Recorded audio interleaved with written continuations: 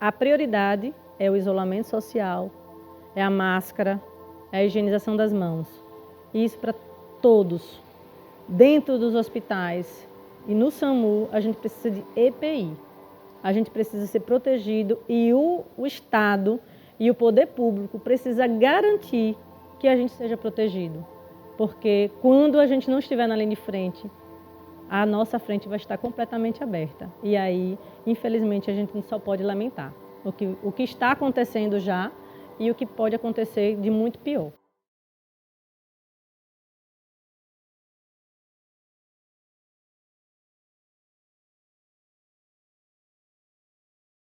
Um paciente de Covid-19, ele pode infectar aí uns 10, tá? A gente tem assim, é exponencial, um que contamina 4, que esse 4 contamina mais 4, é exponencial, é uma projeção não aritmética, ela é geométrica, entendeu? Então você tem um risco aumentado demais. Esse número que está sendo divulgado pelo Estado são dos pacientes que chegaram até a unidade de saúde, até o hospital e conseguiram ser testados, mas a grande massa não é testada. Então eu colocaria 4 vezes pelo menos esse número. Esse número não é um número real. A gente tem aí uma quantidade imensa. Se for testar os profissionais de saúde, esses profissionais já estão positivos, já entrariam na estatística, mesmo que sejam sintomáticos. Os assintomáticos deveriam ser testados, mas só é testado o paciente grave que entra em alguma dificuldade respiratória e que vai para o hospital. Esse é testado.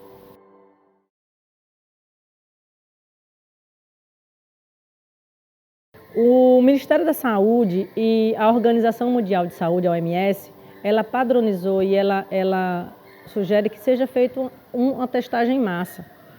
E isso não acontece, não tem ocorrido aqui no estado, nem no município. A gente vê que uma das categorias que deveria ser prioridade para o teste são os profissionais de saúde, que têm uma imensa dificuldade. A gente é exposto ao risco diariamente, a gente tem sido colocado em unidades de pronto atendimento de retaguarda Covid, e esses funcionários, antes de entrar, não são testados, eles não são testados com uma certa frequência, porque inicialmente pode dar negativo, mas a gente tem casos de falsos negativos aqui no estado, a depender do momento. E esse profissional que ele está exposto o tempo todo, ele precisa ser testado mais de uma vez. Então, já tirando pelos profissionais, a gente já vê que isso não ocorre.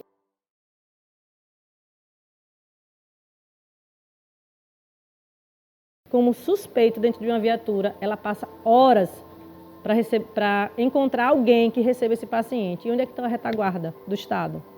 Onde é que estão os leitos de retaguarda? Tivemos paciente aqui de Aracaju, da capital, paciente com tuberculose, paciente que foi tirado de uma unidade de saúde de horário estendido e não tinha. E a prefeitura e a Secretaria de Saúde cobrava do SAMU para ir pegar esse paciente para fechar a unidade de saúde, mas não lembrou de dar vaga para esse paciente. Esse paciente foi admitido em Buquim e era um paciente de Aracaju, não era de Buquim, não era da regional distância. Esse paciente era de Aracaju.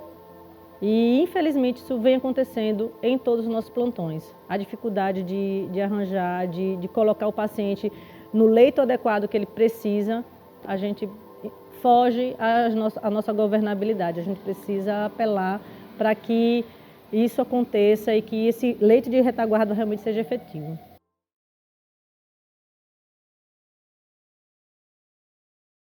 Hoje eu tive a notícia que a gente tem uma colega que ela já foi do SAMU e ela não está aqui mais não, mas ela está em Recife, ela hoje está na UTI e está numa situação ela é positiva lá em Recife, ela era integrante do SAMU Propriar e a gente está vendo que vai chegar aqui e a gente vai passar pela mesma coisa, né? A gente tem colegas aqui que é do grupo de risco, continua na escala, colegas que estão colhidos como suspeitos e continuam na escala. Quando eu posso fazer hoje, hoje em Aracaju, trabalhando, mas eu posso estar no interior. Como a gente tem muita falta na escala, a gente acaba fazendo extras em outros lugares, pode ser remanejado para outro lugar.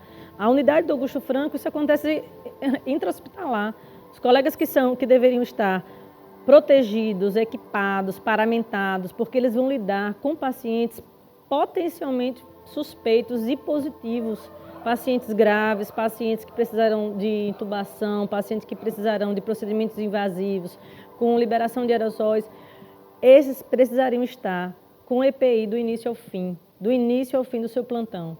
Não é disposto. Somente em caso de um procedimento invasivo, uma intubação, é que é disponibilizado o kit, para poupar o kit.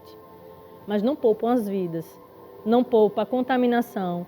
Esses colegas voltam para casa e estão contaminando suas famílias também. Os colegas que são testados como suspeitos, eles continuam na escala e os outros, numa escala comum. Eles não são colocados em quarentena, como deveria ser. E a gente já teve casos do colega estar de plantão até ontem e hoje saiu o resultado positivo, sabe? Então, assim, some tudo isso, a atenção de você tá atendendo tudo. Você atende na rua, você atende na chuva, você atende no sol, você atende no asfalto, você atende no barranco, um acesso difícil, paciente com trauma, paciente clínico.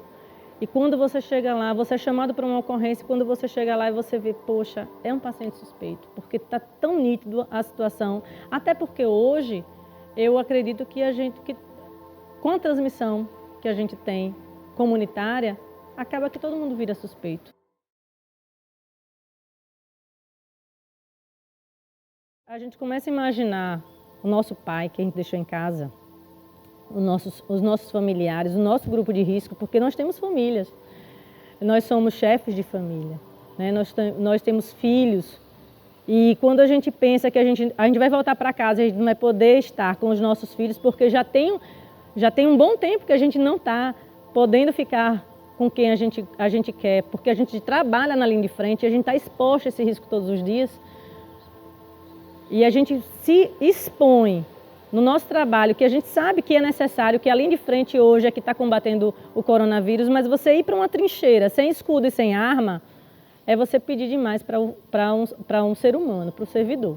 E é assim que a gente está se sentindo. A gente está se sentindo excluído. A gente é colocado na frente, mas assim, a gente faz, é para a gente fazer tudo e não tem como. É impossível você continuar bem emocionalmente sendo tratado dessa forma. O nosso trabalho, ele requer um risco e a gente está disposto a correr esse risco, e foi isso que a gente aceitou quando a gente entrou nesse serviço, porque é isso que a gente gosta de fazer. Mas não se expondo a uma situação dessa magnitude e dessa forma, porque a gente sabe muito bem que a gente tem outros meios de se proteger e não está sendo disposto a gente, infelizmente.